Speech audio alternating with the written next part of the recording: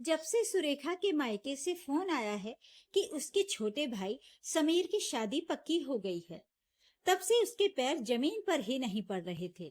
भाई की शादी में ये करूंगी, वो करूंगी, बस जब देखो उसकी बातों में यही सब होता था। पति शेखर को भी साथ के साथ फोन लगाकर ये खबर दे दी।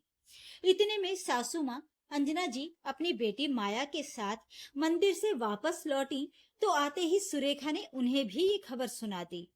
पता है मम्मी जी, समीर का रिश्ता पक्का हो गया है। अगले महीने ही शादी है। उसकी बात सुनकर अंजना जी बोली, अरे वाह, ये तो बहुत अच्छी खबर सुनाई तुमने। लेकिन ये क्या, रिश्ता पक्का करने से पहले समधे जी ने तुम्हें और शेखर को बुलाया नहीं? हमारे यहाँ तो बिना बेटी जमाई के रिश्ता पक्का ही नहीं होता है। अंजना जी ने थोड़ा मुंह बनाकर कहा।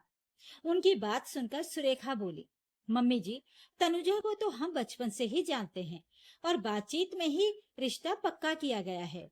लेन देन और सगाई सब शादी के समय ही किए जाएंगे, इसलिए पापा ने नहीं बुलाया। अरे तेरे मायके की लीला तू ही जाने, हमें क्या, हम तो रिवाज ही बता रहे हैं। मुंह बनाते हुए अंजना जी बोली। पर सुरेखा इतनी खुश थी कि उसने इस बात को दिल पर नहीं लिया। तभी माया बोली, क्या भाभी, आपके मायके में आपकी यही इज्जत है? एक मुझे देखो, मुझे तो हर तीज त्योहार पर बुलाया जाता था। ये तो कोई किस्मत ही खराब है कि ससुराल वाले निकम्मे निकले, इसलिए मुझे यहाँ बैठना पड़ा। लेकिन फिर भी देखो, मेरे मायके वाले मेरे साथ हैं। कोई बात नहीं दीदी, क्या छोटी छोटी बातों को दिल पर लेना। सबसे खुशी की बात तो ये है कि मेरे भाई की शादी पक्की हो गई। माया को उसकी बात का जवाब देकर सुरेखा अपने कामों में लग गई। जानती थी कि माया को जवाब देना मतलब अपने लिए आफत मोल लेना था। कम से कम अपनी 7 महीने की शादी में तो वो ये समझ चुकी थी। माया शेखर की बड़ी बहन थी, जिसकी शादी को 1 साल हो चुका था, लेकिन पिछले 8 महीने से वो अपने मायके में ही थी। उसका कहना था कि उसके ससुराल वाले उसे बहुत परेशान करते थे। इस कारण अंजना जी ने उसे वापस ससुराल नहीं भेजा। शाम को शेखर घर आया तो सुरेखा ने सभी को चाय नाश्ता पकड़ाया और वो खुद भी वहीं उन लोगों के साथ बैठ गई। तब शेखर बोला, क्या बात है, आज तो चाय के साथ गर्मा गर्म पकोड़े भी हैं। लगता है कि साले साहब की शादी की बात सुनकर पैर जमीन पर ही नहीं पड़ रहे। सुनकर सुरेखा खुश होते हुए बोली, अरे तो खुशी की ही तो बात है, पर बहुत सारे काम हैं, हमें पहले ही जाना पड़ेगा। तो आप ऑफिस में छुट्टियों के लिए बोल देना। इससे पहले कि शेखर कुछ कहता, अंजना जी बोल उठी, अरे ये जल्दी जाकर क्या करेगा, वहां तुम्हारा काम है, इसका थोड़ी ना है। तुम 10 दिन पहले चली जाना, ये शादी के समय ही आ जाएगा और सारे प्रोग्राम अटेंड कर लेगा। शेखर ने भी अंजना जी की बात में सहमति जताई। हाँ, मुझे इतनी लंबी छुट्टियां तो नहीं मिलेंगी, ज्यादा से ज्यादा 5-6 दिन की छुट्टी मिल सकती है, इसलिए मैं शादी के समय ही आ पाऊंगा।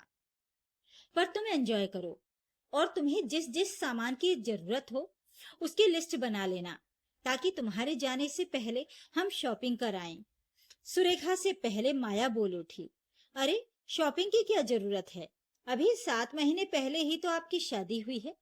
भाभी के पास सब कुछ नया ही तो है, फिर बेवजह क्यों खर्चा करना। अंजना जी भी माया की हाँ में हाँ मिलाते हुए बोली, सही तो कह रही है माया, अभी 7 महीने पहले ही तो तुम लोगों की शादी हुई है। अधिकतर सामान तो यूं ही नया पड़ा हुआ है, फिर बेवजह की शॉपिंग करके पैसे क्यों बर्बाद करना।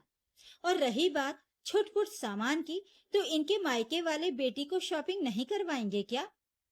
वहां तो शेखर और सुरेखा ने कुछ नहीं कहा, लेकिन अंदर कमरे में आने के बाद शेखर ने सुरेखा को पैसे दे दिए कि जो भी शॉपिंग करनी है वहां मायके में अपनी मम्मी के साथ ही कराना।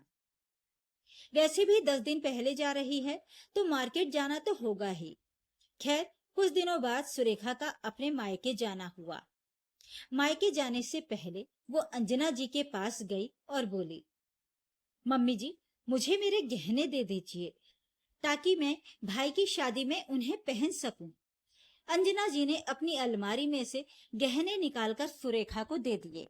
गहने देखते ही सुरेखा बोली, मम्मी जी, ये गहने तो मेरे मायके से आए हुए हैं, वो वाले गहने भी दीजिए ना जो आप लोगों ने चढ़ाए थे।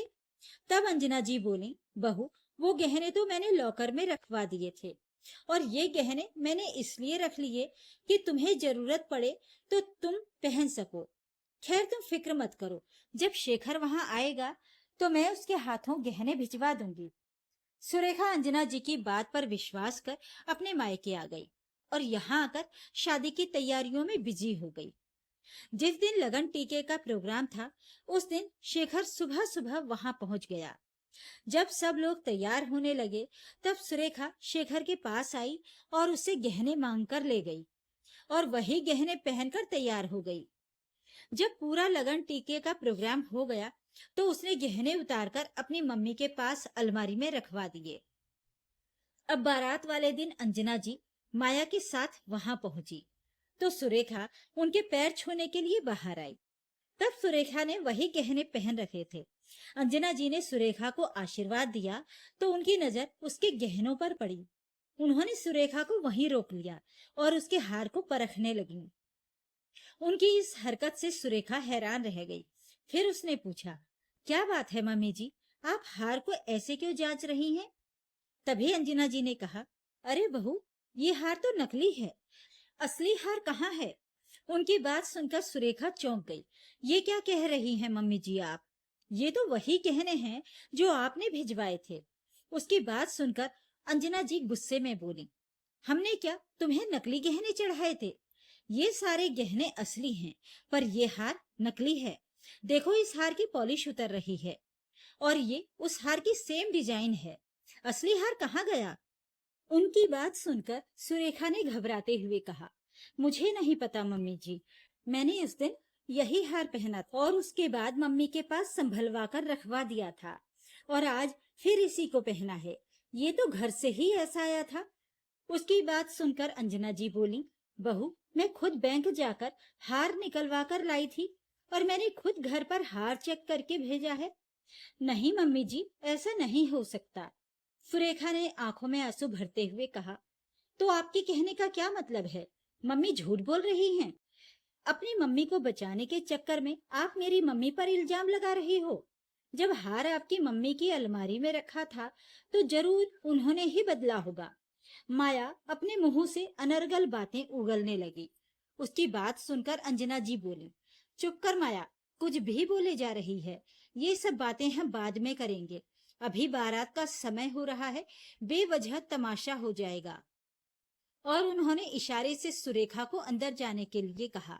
सुरेखा अंदर चली गई तो माया अंजना जी से बोली, वाह माँ, तुम्हारी हिम्मत की तो दाद देनी पड़ेगी। तुम्हारी बहू ने इतने महंगी कीमत का हार गुमा दिया और फिर भी तुम शांत बैठी हो। मेरे जैसी होती ना तो यहीं खड़े खड़े तमाशा कर चुकी होती। इसके माँ बाप को भी तो पता चले कि उन्होंने कैसी लापरवाह बेटी हमारे पल्ले बांध दी है। जरूर इसने और उसकी माँ ने मिलकर हार बदलवा दिया होगा। तुझसे कहा ना चुप हो जा, एक शब्द नहीं बोलेगी अब। अंजना जी ने उसे उंगली दिखाते हुए कहा, तो माया तुनकते हुए बोली, मुझे क्या, हार तुम्हारा, बहू तुम्हारी, समझी तुम्हारे, नुकसान भी तुम्हारा। समझाना मेरा फर्ज था, आखिर मेरी माँ जो ठहरी, पर तुम तो मुझे ही आंखें दिखा रही हो। खैर अंजना जी ने अपनी समझदारी से किसी को भी इस बात का एहसास नहीं होने दिया कि इतनी बड़ी बात हो चुकी है। वहीं सुरेखा का मूड ऑफ हो रहा था, तो अंजना जी ने उसे शांत रहने के लिए कहा और उससे कहा कि अपने मम्मी पापा से कुछ ना बोले। जब शादी अच्छे से हो गई, तब भी उन्होंने इस बात का जिक्र अपने समधी समधन से नहीं किया। उसके बाद शेखर, सुरेखा, माया और अंजना जी एक साथ अपने घर के लिए रवाना हो गए। जब घर पर आए, तब माया ने दोबारा इस बात को छेड़ दिया। तब शेखर को पता चला कि इतनी बड़ी बात हो चुकी है। उसने अंजना जी से कहा, माँ, इतनी बड़ी बात हो गई और आपने मुझे बताया तक नहीं, ऐसे कैसे हार बदल गया? तभी अंजना जी बोली, माया, हार कहाँ है? तभी माया तुनकते हुए बोली, मुझे क्या पता, अपनी चोर बहू से पूछिए कि ये हार किसको देकर आई है। उसकी बात सुनकर अंजना जी बोली, सच सच बता रही है या नहीं? मैंने लगन टीके की फोटो देखी थी, उसमें सुरेखा ने हार नकली वाला ही पहन रखा था। लेकिन जब शेखर यहाँ से रवाना हो रहा था और मैंने उसे हार दिया था, तब उसके कमरे में तू ही मौजूद थी, जबकि हम तो टिफिन लेने के लिए रसोई में आ गए थे। बस मम्मी, अपनी बहू की चोरी को छिपाने के लिए आप अपनी बेटी पर इल्जाम लगा रही हो। नहीं रहना मुझे इस घर में। मैं आज ही अपने ससुराल चली जाऊंगी, माया ने गुस्से में चिल्लाते हुए कहा और अपने कमरे में चली गई। थोड़ी देर बाद अपना बैग लेकर वो बाहर आई तो अंजना जी उसके सामने आकर खड़ी हो गई और बोली, अपना बैग चेक करा, उसके बाद अपने ससुराल चली जाना। असल में माया ने हार को उस समय बदला था जब शेखर लगन टीके में जाने के लिए सामान पैक कर रहा था। अंजना जी ने खुद असली हार शेखर को थमाया था, लेकिन तभी वे रसोई में चली गईं और माया कमरे में अकेली रह गई। उसी मौके का फायदा उठाकर उसने असली हार निकालकर नकली हार रख दिया था। बाद में जब सुरेखा ने वही हार पहन लिया तो किसी को शक नहीं हुआ, लेकिन बारात के दिन जब अंजना जी की नजर उस पर पड़ी और पॉलिश उतरती देखी तो सारा खेल समझ में आ गया। अंजना जी ने तभी ठान लिया था कि घर लौटकर ही सच्चाई सामने लाएंगी। मम्मी, आप मेरी बेइज्जती पर बेइज्जती किए जा रही हो।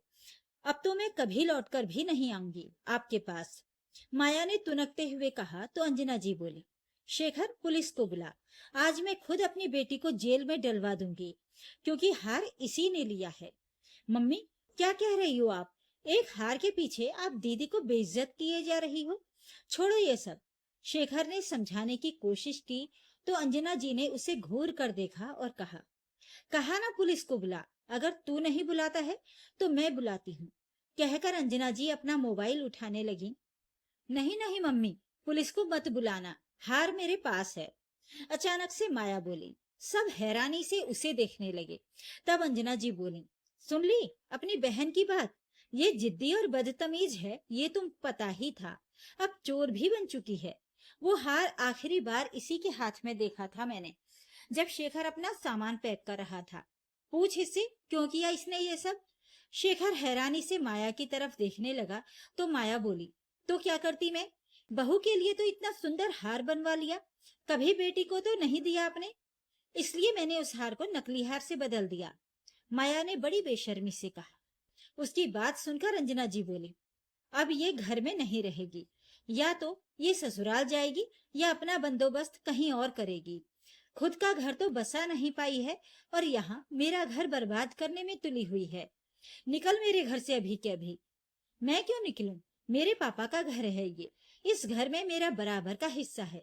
माया अपनी बेशर्मी की सारी हदें पार कर रही थी तो अंजना जी बोली, तेरे पापा का घर है तो ये घर मेरे नाम पर है। दूसरी बात, कानूनन माता पिता अपने बच्चों को प्रॉपर्टी से बेदखल कर सकते हैं, इसलिए ज्यादा चूं चपट मत कर और अपना बंदोबस्त खुद कर। अब तो इस घर में नहीं रह सकती।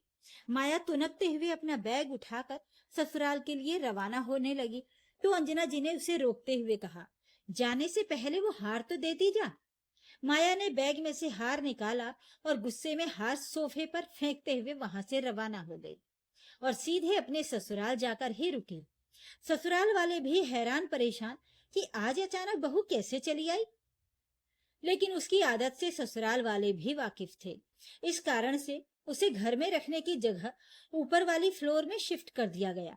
जब घर आने के बाद माया ने सबके सामने हार निकालकर अपनी गलती मानी तो सुरेखा ने भी साफ शब्दों में कहा, मम्मी जी, आपने सही समय पर मेरी इज्जत बचा ली, नहीं तो मेरा मायका तक बदनाम हो जाता। इस पर अंजना जी ने उसे गले लगाकर भरोसा दिलाया। अंजना जी ने ये भी साफ कर दिया कि माया का अब इस घर में कोई दखल नहीं होगा और अगर कभी आए भी तो सुरेखा को घबराना नहीं है, क्योंकि अब पूरा घर उसके साथ है। अंजना जी ने माया की तरफ से सुरेखा से माफी मांगी और शेखर और सुरेखा को हिदायत दे दी कि आज के बाद माया घर में आए तो थोड़ा संभल कर ही रहना। उनकी बेटी है तो क्या हुआ, अपना विश्वास वो खो चुकी है।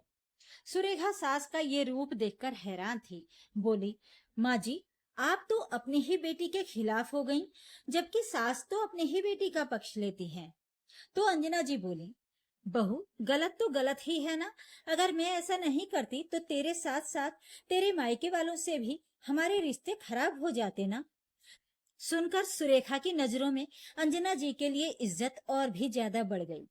तो ये थी आज की कहानी। इस कहानी के बारे में अपनी राय कमेंट बॉक्स में जरूर लिखें। वीडियो को लाइक और शेयर कर दीजिए। चैनल को सब्सक्राइब जरूर कर लीजिए ताकि आपको रोज अच्छी अच्छी कहानियां सुनने को मिलती रहें। तो फिर मिलते हैं एक और कहानी के साथ। नमस्कार।